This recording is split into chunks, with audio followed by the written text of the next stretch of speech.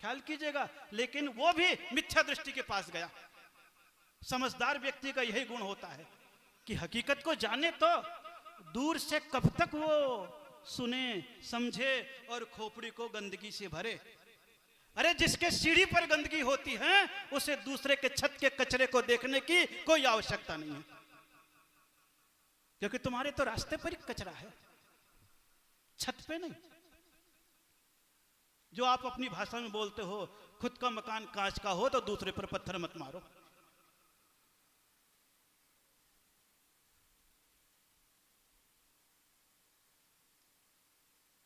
चला धीरे धीरे इंद्र भी नियर, किसके पास जाने लगा? किसके पास? महावीर के पास। और जैसे वहां पर पहुंचता है तो वहां पर पहुंचने के उपरांत ज्यादा कुछ भी नहीं देखता है, बाहर से ही देखता है कि महावीर के समोसरण में एक बाहर सुंदर मान स्तंभ बना हुआ है। जैसे देखता है मान स्तंभ बना हुआ है, ओ इतने दूर से जिसका ऐसा वैभव झलक रहा है तो पता नहीं पास जाऊंगा तो वो कैसा होगा।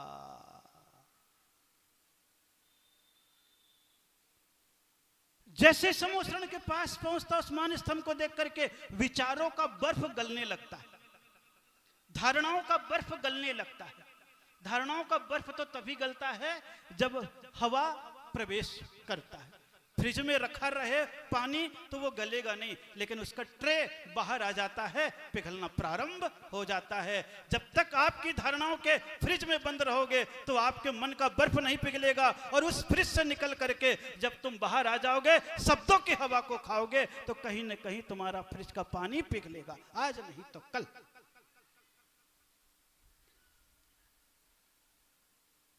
चला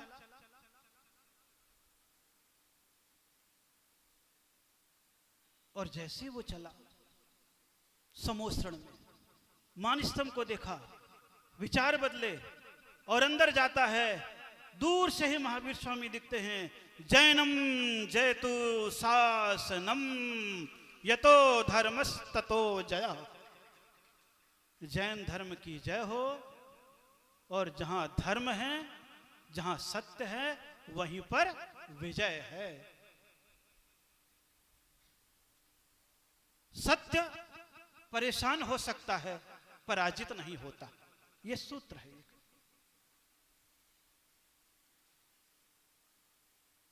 असत्य को लंबे समय तक लेकर के चलने वाले होते हैं। सत्य को जानने के उपरांत भी कई बार सोचते हैं इतना आगे बढ़ चुके हैं, पीछे कैसे चले। वो उनके मन का भय वहम होता है, वह उनकी धारणाएं होती है, वह उनका विचार होता है, वो व्यक्तिगत समस्या है। क्योंकि है दुनिया में, उस दुनिया में जीते हैं और जीने के उपरांत आगे बढ़ते हैं। जैसे ही पास गया महावीर के, वैसे ही महावीर को देखते ही उसके मन में एकदम से वैराग्य उमड़ा, और वही महावीर के स्वामी के सामने ही अपना केश लोच किया, और आज के दिन ही मुनि दीक्षा को स्वीकार कर लिया। आज का दिन गुरु पूर्णिमा। महावीर स्वामी को कौन मिले? वो गौतम स्वामी को कौन मिले? महावीर। किस रूप में मिले? गुरु के रूप में मिले। और जितने वहां पर बैठे थे उनको गुरु किस रूप में मिले? गौतम स्वामी के रूप में। महावीर तो भगवान के रूप में थे, लेकिन वो गुरु के रूप में। गुरु पूर्णिमा, आज पूर्णिमा है। आज पूरी मां मिल गई, आधी मां नहीं मिली। कौन सी मां मिल गई? पूरी मां मिल गई। ये पूर्णिमा का चांद खिल गया, और जैसे खिला वो तो मुनि बन गए, और मुनि बन करके दूसरा दिन कल श्रावण शुक्ला एकम आ जाएगा। उस दिन से वीर शासन जयंती माना गया है। जैन शासन में कल का दिन कौन सा है? वीर शासन जयंती। आज तक पारसनाथ भगवान का शासन चल रहा है। कल से किसका शासन चलेगा? महावीर स्वामी का। यह विशेषता है, क्योंकि जब तक दिव्य ध्वनि नहीं गिरती है तब तक एक तीर्थंकर के बाद दूसरे तीर्थंकर का शासन काल प्रारंभ नहीं होता है। यह विशेषता है। यह आधिकारिक क्षेत्र माना गया है। और आज जो चल रहा है, महावीर स्वामी का शासन काल चल रहा है। कौन सा शासन काल चल रहा है? महावीर स्वामी का शासन काल चल रहा है। मुनि दीक्षा ले ली, और मुनि दीक्षा जैसे ही ली तो एकदम से वह महावीर के समोसरण में गणधर पद पर आसीन हो गया। और अकेला नहीं, उसका भाई इंद्रभूति के साथ अग्निभूति भी और वायुभूति भी। और अपने गुरु को देखते ही देखते उनके जो 500 चेले थे वो भी महावीर के समोसरण में 1 मिनट में ही मुनि दीक्षा को स्वीकार कर लेते। आप सोचिए कितना बड़ा भावों का परिवर्तन। एक लीडर का मन बदल गया तो उसके चेले चपाटी का मन बदल गया। क्योंकि यही विशेषता होती है। क्योंकि अनुगमन के बाद अनुसरण भी करते, फिर अनुयायी भी होते, फिर अनुगमन करने लग जाते हैं। एक के पीछे एक क्रम चलता है। कभी वो गति धीमी होती है और कभी वो गति तीव्र होती है। तो किसी चीज की गति तीव्र हो जाती है और किसी चीज की गति धीमी होती है। लेकिन जैसे इंद्रभूति बना, 500 शिष्य 1500 शिष्य एक साथ में बने और गणधर बन गए। 3 गणधर बने, बाकी मुनि बने। तो उसी समय उस समोसण में पारसनाथ के भी चेले बैठे हुए थे, शिष्य।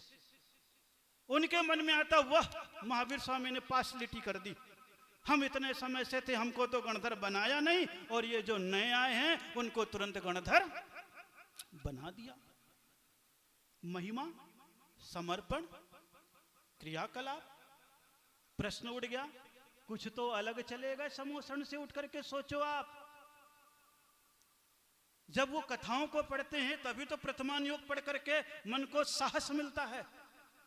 यही तो साहस मिलता है। हे महावीर, तेरे सामने भी तेरे समोसरण से उठ करके चले गए हैं, तो हम लोग कौन हैं? हम लोग तो अभी छोटे से मुनिराज हैं। कौन से मुनिराज है? अभी छोटे से मुनिराज हैं। आचार्य बने भी अभी 90 दिन हुए हैं। आज 90 दिन हो रहा और कुछ नहीं है। 13 तारीख को, 10 तारीख को बने तो 90, 92, 93 दिन हो गए। 66 दिन लग गए महावीर स्वामी को दिव्य ध्वनि खिरने में। और इधर बुंदेलखंड में भी चलते चले आ रहा हूं और सब सोचते चले आ रहे हैं कि महाराज कैसे हैं, महाराज कैसे हैं। मंत्री जी जैसे बता रहे थे ना, वैसे उधर पूरे सोचते आ रहे हैं।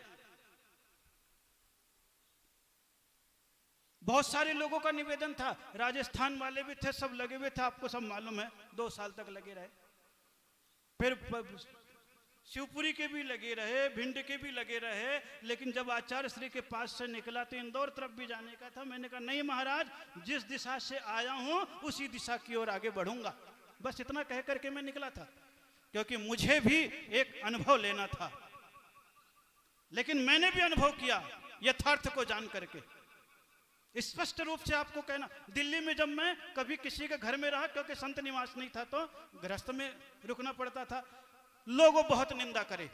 उधर के लोग कुछ नहीं करते थे, उधर के लोग तो निवेदन नहीं करते थे। जब इधर आया तो मैंने देखा बड़े बड़े साधु भी गृहस्थों के घर में ही रुके, क्योंकि धर्मशाला नहीं था, वहीं समय गुजारा। जब मैंने भोपाल में ये सुना, मैंने कहा वाह भाई वाह, कैसा तुम्हारा दिमाग। तुम करो तो मूलाचार, मैं करूं तो शिथिलाचार। यह तुम्हारी परिभाषा नहीं। अभी दिमाग में कहीं ना कहीं कचरा भरा है, कचरा भरा है। उस कचरे को निकालने के लिए साहस चाहिए। बुरा बनना पड़ता है, लेकिन समझदार होते हैं वो बुरा फिर बुरा भी बन जाता है। आज नहीं तो कल मीठा स्वाद भी आने लगता है। समय लगता है, लेकिन उस चीज में प्रश्न उठ गया तो उत्तर मैंने भी दे दिया। बहुत सारी गलत धारणाएं हवा में फैलाई गई, व्हाट्सएप पे, बातों में, और वही सब चीज फैलाते हैं जो चीज है। फिर फैलाएगी महाराज एसी कूलर, व्हाट्सएप पे देखा ही आप लोग। दिल्ली वाले सब जानते हैं, इधर उधर वाले सब जानते हैं। मैंने कहा कोई बात नहीं, बोलने दो, कोई दिक्कत होने वाली नहीं है। व्यक्तिगत उत्तर दे दिया, भाई साहब तुम तो एसी के पूरे धर्मशाला बनवा रहे हो, अकेले न लेकर के 1000 लोगों के लिए बनवा करके पाप कमा रहे हो। हम तो खुद लेकर के जी रहे हैं। तुम्हें पानी से एलर्जी है, छत्ता लगा ले तो मुझे पानी से एलर्जी नहीं है, मैं भींगता हुआ चलता हूं। मुझे गर्मी से थोड़ा सा एलर्जी है, मैं एसी कूलर में बैठ जाता हूं। उपयोग दोनों कर रहे हो। धूप से गर्मी लग रही तुम्हें, छत्ता लगा तो त्याग कर दो बिल्कुल उसका भी। वो मैं बुरा बन गया, बोले अरे महाराज ये तो बड़े तेज महाराज हैं। मैंने कहा दो ही चीज होगी, जिंदगी कभी कभी लगभग में जी जाती है। किसमें जी जाती है? लगभग में। तो कई चीज ऐसे होती है, या लग या भग, यही है लगभग। लगभग क्या है? अब वो स्थिति बदल गई, उमड़े हुए पूरे लोग, फिर विचार बदले, कोई दिक्कत नहीं। 66 दिन महावीर को लगे थे, मुझे भी 66 दिन लगे हैं, बढ़ता चला गया। और जगह भी एक चीज उठती, दूसरी चीज फिर उठा दी, तीसरी चीज उठाने लग गए। चलो भाई मेरे को कोई दिक्कत नहीं है। पूछने लगे महाराज आप लोग तो उधर रहते थे, एक बार उद्दिष्ट आहार करते हो क्योंकि एक चौका। मैंने कहा ठीक है तुम लोग लगाओ ना, 10 लगाओ, भटकना तुम्हें, हम लोग तो अपने हिसाब से जीते हैं। उद्दिष्ट की परिभाषा तुम समझ लो। क्या तुम लोगों के नमक खाने का त्याग है? मैंने तो सीधा पूछ लिया। बोले नहीं महाराज, फिर बिना नमक का भोजन किसी साधु के लिए बना रहे हो तो उद्दिष्ट है या नहीं है? यूं करने लग गया, पसीना आ गया उसको। यार महाराज ने क्या प्रश्न पूछ लिया? भाई बिना नमक का तुम बनाओगे तो क्या किसके लिए बनाओगे? तो फिर उनके निमित्त से बना कि नहीं? नहीं तो नियम ले लेना चाहिए, जिस जिस व्यक्ति के नमक का त्याग हो उसी से हार लिया जाएगा, ताकि वो बिना नमक का खुद खाएगा, खिलाएगा। उद्दिष्टता क्या है? अब वो यूं यूं हो गए। अब बोले यार इसके सामने पूछना तो और खतरा मोल लेना है, उससे बढ़िया क्या करो, दूरियां बनाए रखो। तो जैसे ट्रकों पे लिखा रहता कृपया उचित दूरी बनाए रखें, लेकिन बाजू में लिखा रहता हॉर्न प्लीज, मैं हॉर्न बजाता रहता हूं।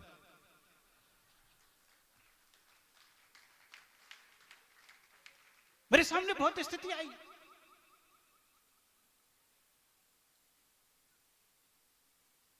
जनरल लोग समाज के बहुत अच्छे थे, इतनी भक्ति करी है, उनके मन में उमड़ने के भाव थे, मिलने के भाव थे, निकलने के भाव थे, लेकिन चलता रहा, आगे भी बढ़ गया। फिर ये स्थिति चलता चलता कितने सारे में आ गया, फिर आगे आ गया, फिर आगे आ गया। तो बोले महाराज का एसी कूलर की बात हो गई, छत्ते की बात हो गई, तुम्हारे उसकी बात हो गई, तो बोले मंगलम पुष्पदंताद्यो क्यों बोलते हो? अब आ गए पुष्पदंत पे। मैंने पूछा कि भैया आगम से जानना चाहते हो या मान्यता से? मैंने दो ही प्रश्न किया उससे, आगम से जानना चाहते हो या मान्यता से?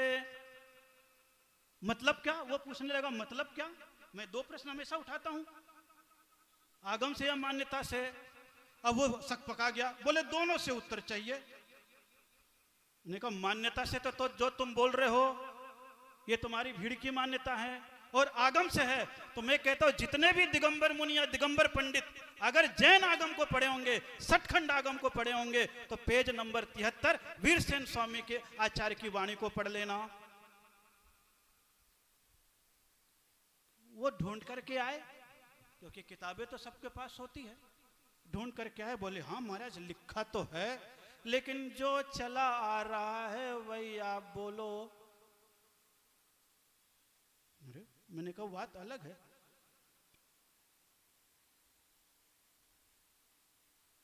फिर बोले वो कॉपीराइट है। अच्छे अच्छे शब्द आए। मैंने कहा मेरे को तो हिंदी आती है, अंग्रेजी तो कम आती है। कॉपीराइट किसने करा भैया? पेटेंट कोई अमेरिका का चीज है।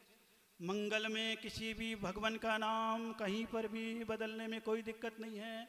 नहीं तो आप कई सब श्लोकों को पढ़ते हो और कई भजन को पढ़ते हो, केवल नाम और गाँव ही तो बदलते हो, और क्या बदलते हो? मंगलाचरण में भी कई है ऐसे जो आप बोलते रहते हो, कई शब्द में किसी के नाम से लिखा गया और किसी के नाम से बोला जाता है। मैं पूरा भी नहीं बताऊंगा, 3600 चीज बता दूंगा, उसको बता दिया। लेकिन फिर भी धारणाएं बनी हुई। मैंने कह दिया यही दिन है भाई, महावीर का शासन चल रहा है, इसलिए अभी मंगलम भगवान वीरो है। गुरु पूर्णिमा में गौतम स्वामी गणधर है। और जैन शास्त्र में शास्त्र की अगर कोई पूजा की जाती है तो श्रुत पंचमी की जाती है। और पहला ग्रंथ लिखा तो मंगलम पुष्पदंताद्यो सठखंडागम के पहले रचयिता का नाम पुष्पदंत स्वामी है, जो शास्त्र में लिखा हुआ है। पेज नंबर 73 में जो आप लोग शास्त्र में मंगलाचरण में पढ़ते हो वो बात का किताब में बना दिया। अस्य मूल ग्रंथ करतारा गणधर देवा तदुत्तर गणधर देव तरतारा फलाना आचार्य अनुसारे ने आपने वो नाम जोड़ दिया। और अगर मूल शास्त्र को देखोगे तो मूल तंत्र कत्तारा वड्डमाण भड्डारो अणुतंत्र कत्तारा गौतम स्वामिनो ऊ तंत्र कत्तारा भूत बलि पुष्पदंताद्यो राय दोष रहित मुनिवराहा। ये उसमें लिखा हुआ प्राकृत में, जिस किसी को भी देखना हो बता देना। दूर रहोगे तो फिर वही चीज रहेगी। इसलिए नियर के बाद दूसरा नंबर का सूत्र होगा हियर, सुनो। जब तक नहीं सुनोगे तब तक कुछ होने वाला नहीं है, क्योंकि श्रवणता ही सब कुछ बदलती है। कुछ भाग गए, कुछ समोसरण में ही रहे। महावीर स्वामी के अवधारणा उनकी थी, पारसनाथ के चेले अभी तक कुछ नहीं पूछा गया। होगा भाई साहब, अब उसमें कुछ नहीं बोल सका, वो तुम्हारी मन की धारणा है। और फिर मक्खली गोसालक पुत्र अलग रास्ते बना लिया। नहीं बता रहा हूं, चाहिए नियर, फिर चाहिए हियर, सुनो। सुनने के उपरांत क्या होगा? अपने आप ही तुम डियर मित्र बन जाओगे। क्या बनोगे? पास आओगे, सुनोगे, समझोगे तो अपने आप मित्र बनोगे। डियर मित्र बनना। और मित्र की विशेषता यही होती है कि जब आपका कोई मित्र होता है तो कभी कभी आप अपने घर वाले का काम छोड़ देते हो, लेकिन दोस्त का काम पहले करते हो। यह विशेषता होती है मित्र की। घर वाले को छोड़ दोगे, कहेंगे चल तेरा काम देख लेंगे, बाद में कुछ होगा टेंशन निपट लेंगे। पहले किसका करते हो? मित्र का करने चले जाते हो। ये डियर पना होता है। वो भी फिर किसका करने लगा? महावीर स्वामी का करने लगा आनंद के समोषण में, क्योंकि ज्ञान उसका प्रकट हो गया है। और उस जब डियर बन गया तो जहां नियर हो गया, हियर हो गया, डियर हो गया, तो उसका प्रेयर तो अपने आप ही प्रारंभ हो जाता है। क्या प्रारंभ हो जाता? प्रेयर। प्रेयर मतलब प्रार्थना, भक्ति, आराधना, पूजा, ये सब स्वयं में भी प्रारंभ हो जाती है। और वो सारी चीजें आपके जीवन में आती रहती है। गुरु शब्द बहुत छोटा सा है, लेकिन गुरु का अर्थ भारी भी है। और गुरु शब्द में ग उ र उ बस इतने 4 अक्षर है। ग यानी गंभीर, उ यानी उदार, गु ग र, और तो फिर क्या आ गया? र उ। र यानी रहस्य, उ यानी उद्घाटन। गंभीर उदार रहस्यों को उद्घाटित करने वाला गुरु होता है। जो बात गंभीर हो, उदारता के साथ उद्घाटित करने वाला। शास्त्रों में लिखा गु यानी अंधेरा, रु यानी निकालने वाला। मैं कह रहा हूं गूढ़तम रहस्यों को उद्घाटित करने वाला। और गुरु कौन सा मार्ग बताता है? गु यानी गुणातीत और रु यानी रूपातीत। जो भगवान है गुणातीत हो चुके हैं, रूपातीत हो चुके हैं, उन सिद्ध भगवान से परिचय आपका कराता है। इसलिए गुरु भी मीडिएटर है। एक हाथ उसका भगवान के चरणों में है और दूसरा हाथ श्रावक के सिर पर है। कह रहा है भगवान तुम्हारी ऊर्जा मेरे माध्यम से इसके पास तक पहुंच जाए। और वही तो आपको जोड़ता है, और कुछ भी नहीं है। इतना ही काम कर रहे हैं और कुछ भी नहीं कर रहे हैं। तो ये चीजें आपके जीवन में, वो सारी चीजें चली, यहां तक भी आया। बड़े आनंद के साथ 10 तारीख को यहां पर आया हूं, सारे नगर में भ्रमण करता हुआ। जितने जितने लोग आते थे, रोज प्रवचन में वहां कम किया, सीधे पूछता था भैया प्रश्न पूछ ले, उसके उपरांत उत्तर दूंगा। पहले तो लोग प्रश्न पूछने से भी डरे, क्योंकि देख चुके होंगे कि प्रश्न तो बहुत सारे पहले लिस्ट मंगवा लिए जाते हैं, फिर परिचय निकाला जाता है, और जिसका दान आ जाता है उससे ही प्रश्न टीवी पर पूछवाया जाता है। और लोग तो प्रलोभन है टीवी में आने के कि चैनल में आएगा, चैनल में आएगा, चैनल में आएगा, तो बहुत सारी बातें कर गए। अब इतनी सारी बातें वहां पर मेरे को खुल के बताई तो मेरे को लगा ये तो गजब का रहस्य है। मैं सीधा बोल बैठा।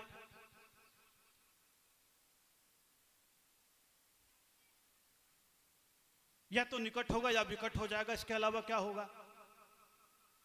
कई स्थितियों से गुजरा।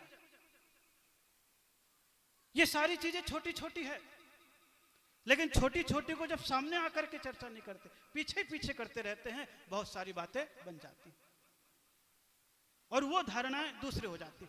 वो आज भले न समझो, लेकिन तुम्हारे जेहन में धीरे धीरे बात आने लगेगी।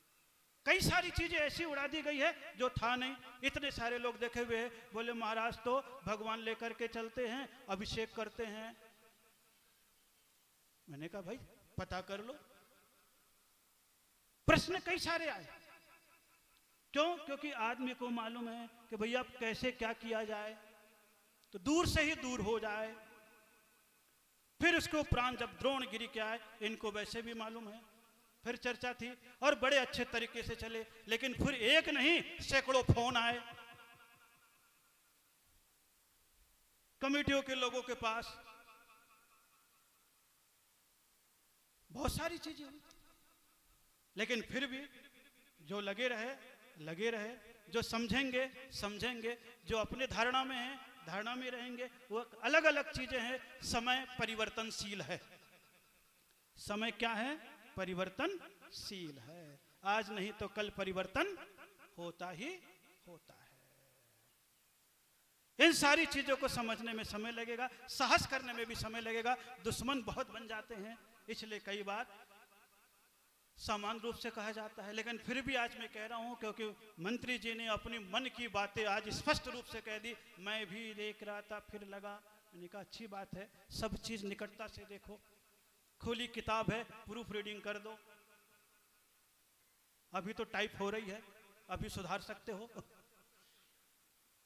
भाई। प्रूफ रीडर भी तो होता है, तो कुछ श्रावक होते हैं, अच्छी बात है, वो होना भी चाहिए। पग पग पर होना चाहिए, कोई दिक्कत नहीं है, पर उसको इशू नहीं बनाना चाहिए। कारण को समझ लो, निवारण कर लो, और नहीं तो फिर क्या होगा। आज तुम मजबूत हो, कल और कोई मजबूत हो सकता है।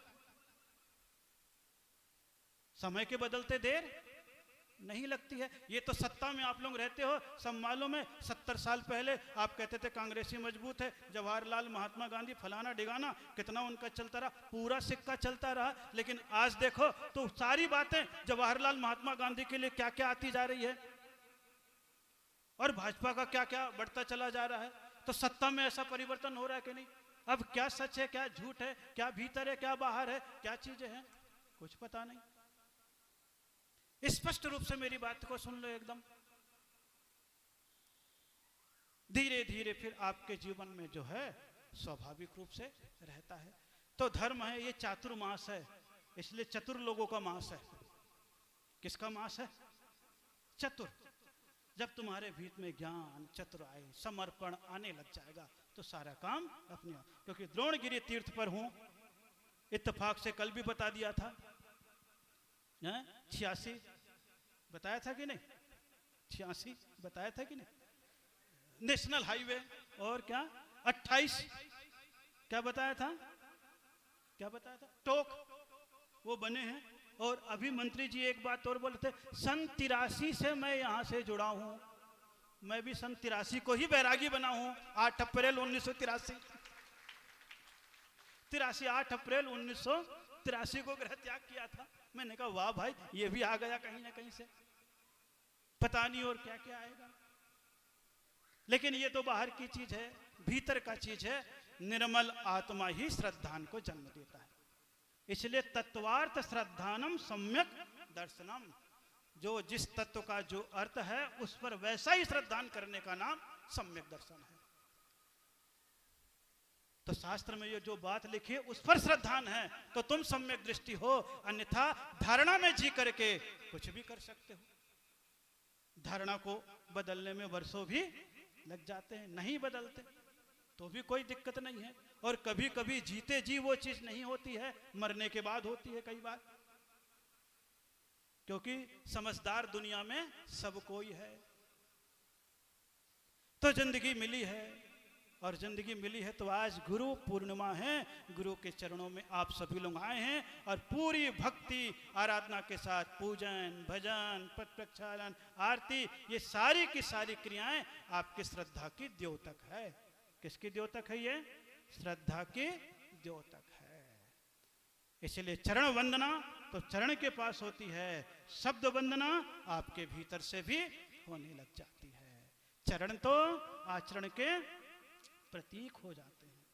इसलिए गुरु कुछ भी नहीं करते हैं, केवल तुम्हारे भीतर को शब्दों से, क्रियाओं से परिवर्तित करने की चेष्टा करते चले जाते हैं। जीवन मिला है, आनंद के साथ रहो। दूर भी रहते हो तो भी संबंध बना हुआ रहता है। पूज्य गुरुदेव दूर भी हैं तो भी संबंध बना हुआ है, और पास रहा तो भी संबंध बना हुआ ही रहता है। घर में आपका बेटा रहता है तो आप और बेटे दोनों अलग रूप में रहते हो, लेकिन आपका बेटा दूर हो जाता है तो बाप और बेटे का, माँ और बेटे का संबंध अलग नजर आता है। आता है कि नहीं? और उनकी कृपा दृष्टि बनी रहती है। पूज्य गुरुदेव बहुत दूर यहाँ से पुष्पगिरी है। दूर रह कर भी गुरु की रहती है हम पर नजर, सच्चा साथी पाओगे दिल से अगर अपनाओगे, देख लो आवाज देकर पास गुरु को पाओगे, आओगे रोते हुए तुम हंसते हुए